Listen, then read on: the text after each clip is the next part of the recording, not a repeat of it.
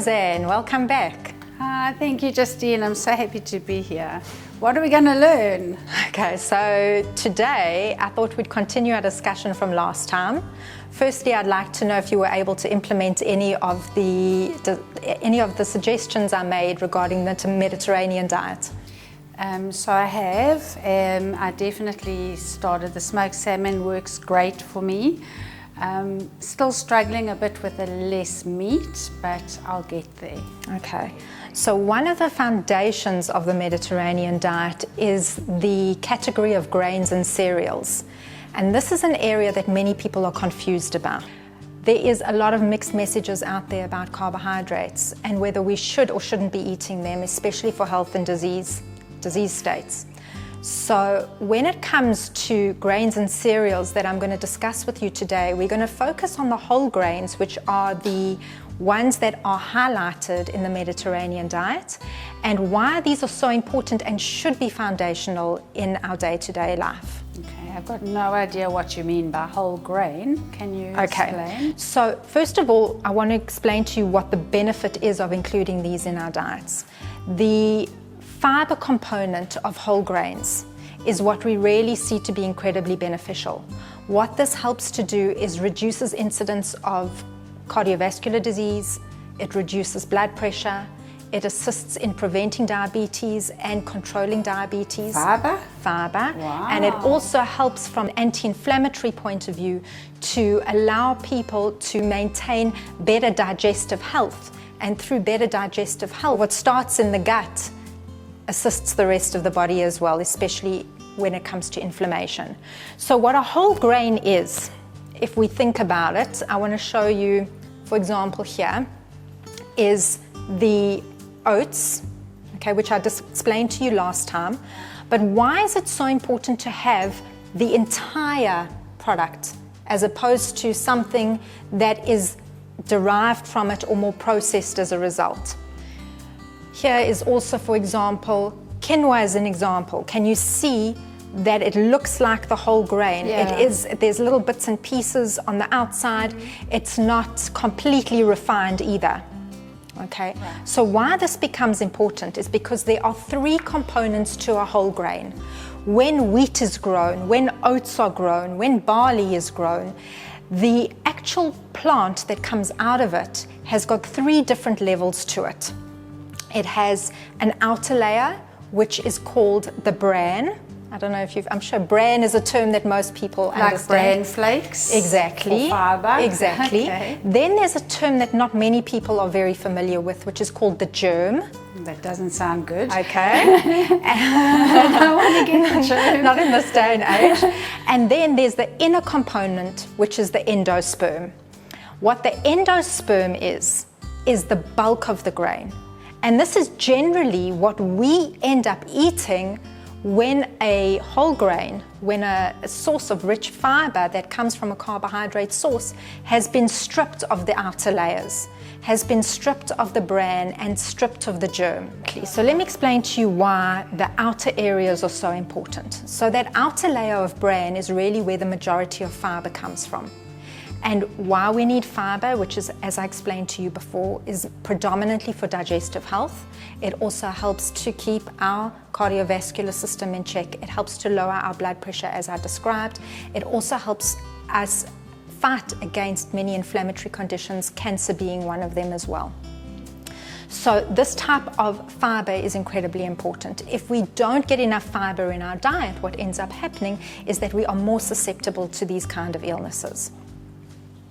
Then the one layer in from there is, which we call the germ, which nobody really knows so much about, actually has a lot of antioxidants in it, as well as B vitamins and minerals as well. All of these layers do contain a degree of your different vitamins, especially your B vitamins. And what the B vitamins do, things like riboflavin and niacin, which are all big words that not many people know about, are essential for our body's functioning. Particularly like our neural development, that is part of the role with it as well. So if we are deficient in any of these vitamins, or we're not necessarily aware of it, but it does affect our health. Okay. So how would we know if we need to increase the fibre or the grains? So in general, people who suffer with gastric disturbances, things like more constipated, or they're suffering with diarrhea as well. These are two extremes. However, it's always a good indication to me as to whether they are receiving enough fibre in their diet. So somebody who is more constipated typically is not getting enough fibre in, or may also not be drinking enough water to go with the fibre that they're already including. I want to discuss the actual endosperm now, which is the main component of grains. And this endosperm, once we've stripped the bran and we've stripped the germ layer, is where we derive a lot of the carbohydrate and protein component of the product. So if you are using white flour to cook with, this is where it's coming from. If you are buying pastas and couscous, which is the white grain, this is where it's coming from. It's not to say that there's anything wrong with it or that it's bad.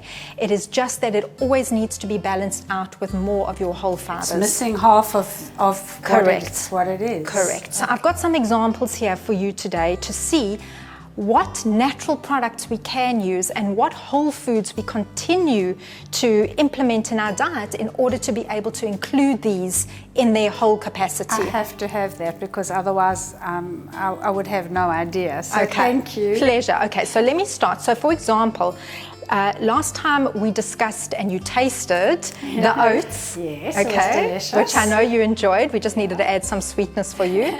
So here again is the raw oat, which is more of the rolled oat, the whole oat that we really want to use more of. I'll tell you a trick that I use with this as well, is that I often in cooking, particularly if I'm using red meat for cooking like a mince, I hide oats in my cooking process as well. So I grind the oats and I add it into the mincemeat in order to reduce the amount of saturated fat that our bodies are absorbing from the food. Wow. And it helps to thicken it as well, and it gives it an amazing taste. And my children don't know that it's there. I think that's very sneaky, but if it's wonderful.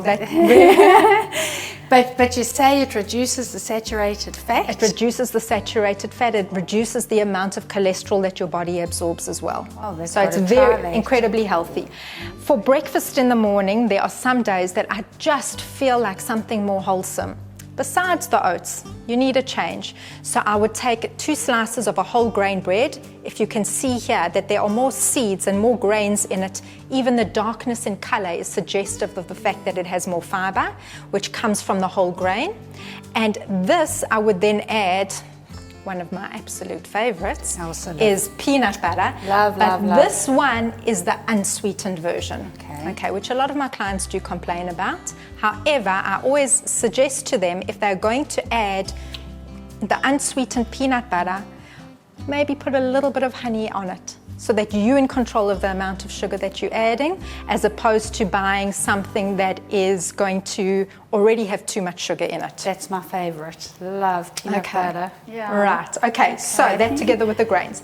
Then when it comes to snack time, if you're not choosing fruits or you're not choosing yogurt, lovely snack options. My kids' all-time favorite is if I take some whole popcorns, as opposed to buying the microwave version. I have a very clever popping machine at home that is an air popper that does not use any oils. You can add a little bit of oil to that. You can add a teaspoon of oil to cook with it and a little bit of salt, but it is much better than buying popcorn out or using the microwave popcorn options, which have got a lot of the chemicals in them. Okay. But if you can see here, the actual whole grain is included, which means that it contains both the bran and the germ and the endosperm. Okay. Even when you eat it, once it's popped, you can taste that difference. Okay, other snack ideas are to have these wonderful whole grain crackers. As you can see, they've also got some oats on it, but these have been taken from whole grains and created into a wonderful cracker. And this is great to perhaps put some cottage cheese on with that. May I just ask you something for somebody like me? If we're looking from a diet control point of view, how many of these crackers could I have equal a slice of bread? So in general, you're looking at about 2 to 3 crackers like this. Okay. Would be the equivalent in carbohydrate content to about a slice of bread. Then, one thing that my family love is a Bulgar wheat salad. Something that not many people are aware of that they can make, and it really is super easy. So you take the raw bulgur and you boil it up on the stove. Into this I've added some carrots and peppers, a little bit of coriander and some celery, and then the dressing that I added there as well was a little bit of olive oil and vinegar and a little bit of honey for flavor as opposed to sugar. So a bit of salt. You can add whatever vegetables you want in, but this is a great addition to a lunchtime or dinner time, which is a more unique way of introducing grains as opposed to the typical brown rice or whole wheat pasta. Perfect, that looks delicious. And then some other tips for you. Here is quinoa. As I said, you've got the whole grain.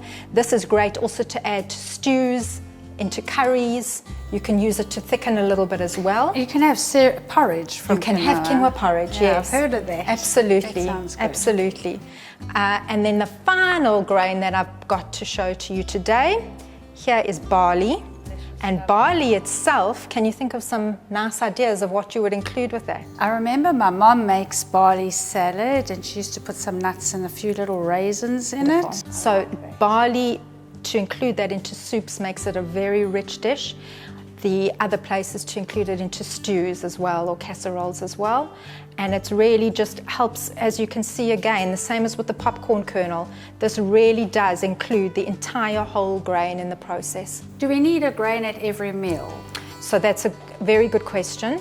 And the ideal is yes, certainly at breakfast and lunch at dinner, in order to be able to receive the carbohydrates that you need, the B vitamins that you're going to get from them as well, and the fiber content. I have it's playing on my mind. Carbohydrate for me is a potato. If I have a potato, can I include one of these or no? Another good question. So variety is important. If you are looking from purely a health point of view, you can include some potato and another grain at the same meal. However, if you eat too many of these grains all together, it also becomes taxing on the body because they all introduce carbohydrate. There is glucose as the basis for all of this, and what ends up happening is your body has to naturally then work to lower your blood sugar. So it's always important to ensure that the total quantity of carbohydrate that you're eating at a meal, be it with breads or other grains or potatoes, never exceeds a certain amount in order to make sure that you are still eating a moderate and balanced diet. So really what I heard from this is that any kind of carbohydrate is going to become a sugar. Correct. And that's not a bad thing. Our body needs that. It's just about the quantity and how we put it all together. Does that make sense? Yes, a lot to absorb, but sensible. Okay. For sure. Thank you. Wonderful. My pleasure. Thank you for coming today.